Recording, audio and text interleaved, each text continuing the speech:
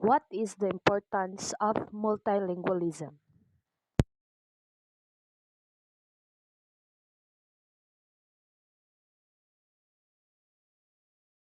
Multilingualism is important because it allows us to communicate different kind of people around the world. If we are a multilingual individual, we can able to connect and build friendships everywhere. Also, it will increase our opportunity to have a high paid job since we know how to speak English, to improve our skills and boost our confidence.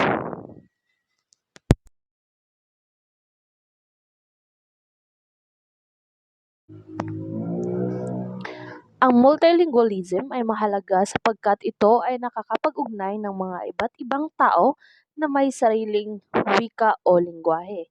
Ang mga taong marunong ng iba't ibang wika ay maaaring makabuo ng pagkakaibigan at kakayahang makipagsabayan sa iba't ibang kultura. Ang mga taong multilingual ay may malawak na pag-unawa sa gawi at kilos ng ibang tao.